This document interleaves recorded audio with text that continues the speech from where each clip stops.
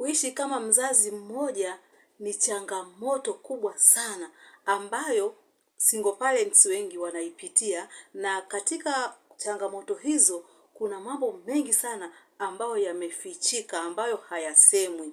Watu wengi hawajui single parents wanapitia changamoto gani.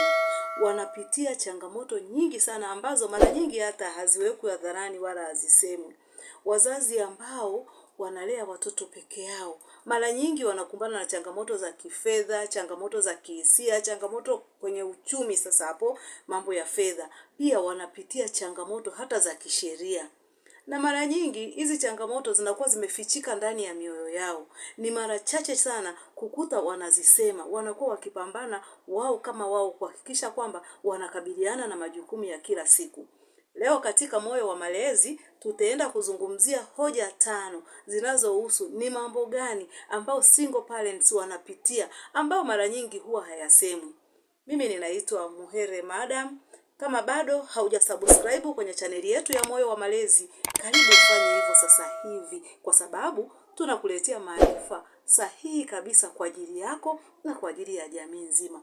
Una uwezo wa kutupigia simu au kutuandikia ujumbe kama unataka ushauri wetu. Pitia namba 0754579224. Karibu na tuanze. Hoja ya kwanza, mzigo wa kifedha ni mkubwa sana. Mara nyingi wazazi waliotengwa, yani single parents, wanakuwa na mzigo mkubwa sana, yani wa kifedha.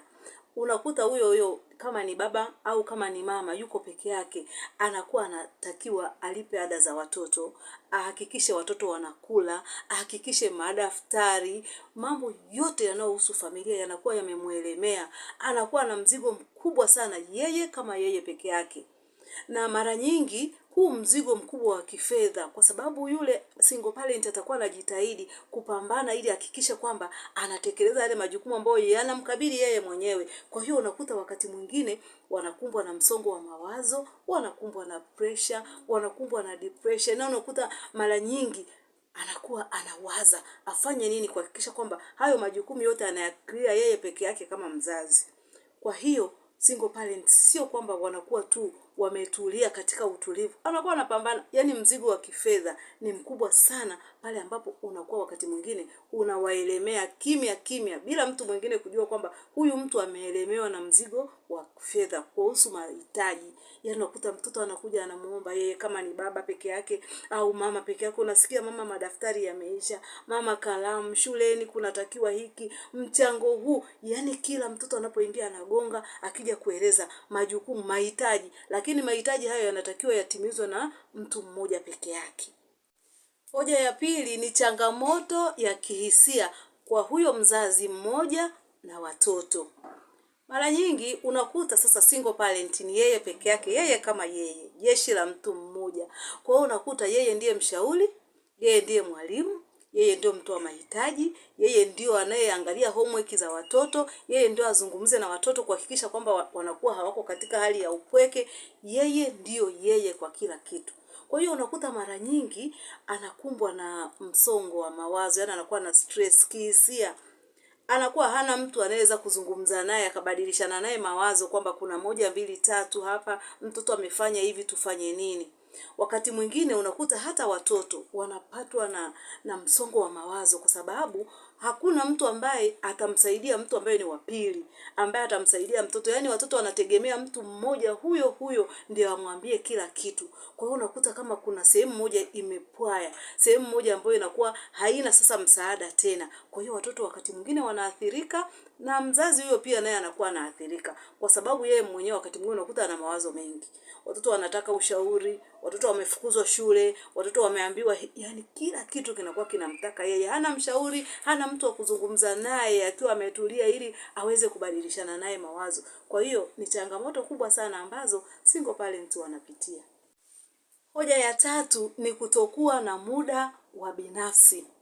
Mara nyingi mzazi mmoja anakuwa hana muda.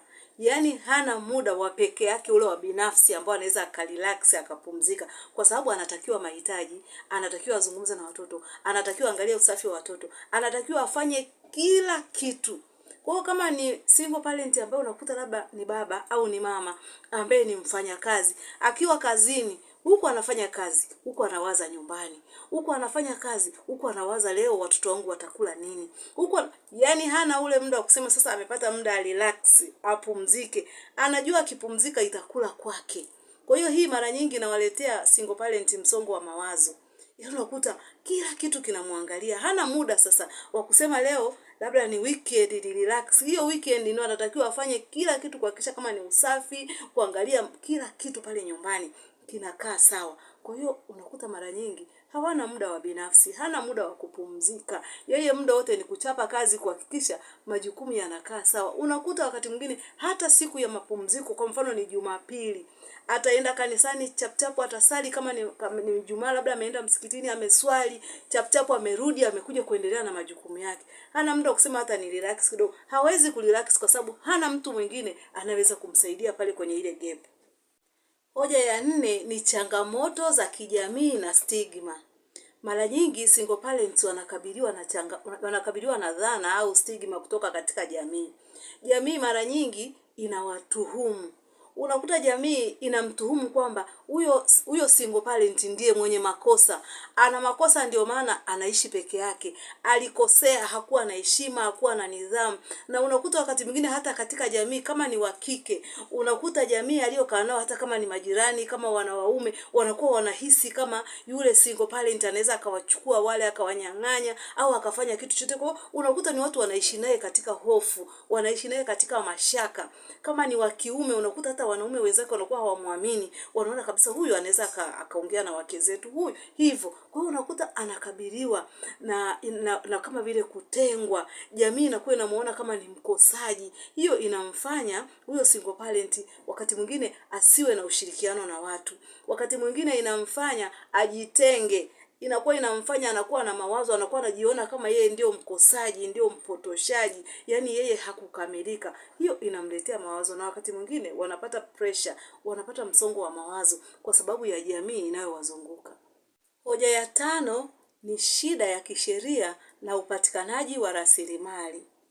Mara nyingi single parents wanakumbana sana na matatizo ya kisheria pale ambapo unakuta anatakiwa yasaidiwe na ex wake kutunza watoto. Unakuta ni shida, ni msuguano, mara wanavutana hata kisheria. Unakuta wakati mwingine kwenye upande wa mahitaji ya watoto, labda watoto wanasoma shule, ada inatakiwa, chakula kinatakiwa. Sasa ukiingia kwenye sheria unakuta wakati mwingine ni mvutano. Uvutano pamoja na kwamba sheria inaelekeza na inataka kabisa haki za mtoto ziangaliwe. Lakini mara nyingi unakuta wale ambao wametengana, mwenzake anakuwa ni mgumu kiasi kwamba hawezi kumsaidia mwenzake, na akitaka kumsaidia anataka amsaidie kwa masharti. Anataka amsaidie, wakati mwingine anamwambia kwamba siwezi kukusaidia mpaka unipe huyo mtoto nikae naye. Sasa unakuta wakati mwingine kama ni wanawake, kama ni mama, anaogopa, anasema nikimpa watoto wangu akaenda kukaa nao, huenda wanalelewa na mama mwingine. Mama yule anakuwa haoni kama watatunzwa au watapata kile ambacho yeye alitaka watoto wake wapate. Kwa hiyo mwisho wa siku unakuta ni watoto wanahangaika. Mwisho wa siku unakuta ni yule mzazi pia anahangaika kwa sababu atabidi amenyeke yeye mwenyewe kwenye majukumu ya kulea watoto, kulipa ada, mahitaji, kila kitu afanye yeye kama yeye.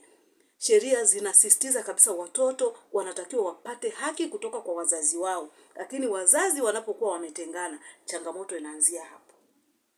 Kuishi kama mzazi mmoja sio kazi rahisi, lakini ni safari ya upendo, uvumilivu, kujitoa na utu wema. Wewe kama ni mzazi ambaye ni single parents, nataka nikukumbushe kwamba wewe ni shujaa. Ukweli ni kwamba wazazi wanaoishi peke yao ni mashujaa wa nguvu. Ni watu ambao wanajitahidi kupambana kuhakikisha kwamba watoto wanaishi katika mazingira mazuri, watoto wanasoma, watoto wanakuwa sawa. Kwa hiyo nikukumbushe wewe single parents kwamba wewe ni shujaa. Na kila jitihada yako unayotoa kwa ajili ya malezi ya watoto, kwa ajili ya kutunza watoto, inakumbukwa na inazingatiwa zaidi kuliko maneno. Ikiwa umejifunza kitu kipya leo, usiache kushare video hii kwa wazazi, kwa walezi, kwa single parents, ili waweze kujifunza vitu ambavyo mara nyingi vinakuwa havisemwi. Wewe kama ni mzazi, wewe kama ni mlezi, hakikisha unasimama kwenye jukumu lako kuhakikisha watoto wanaishi katika ustawi. Ikiwa video hii imekugusa, basi andika single parents ni shujaa wa kweli. Single parents ni mashujaa wa nguvu.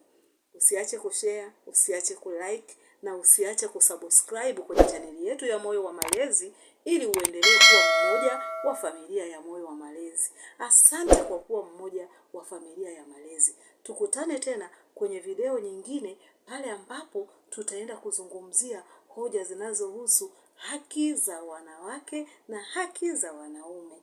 Karibu na tukutane kwenye video inayofuata. Asante.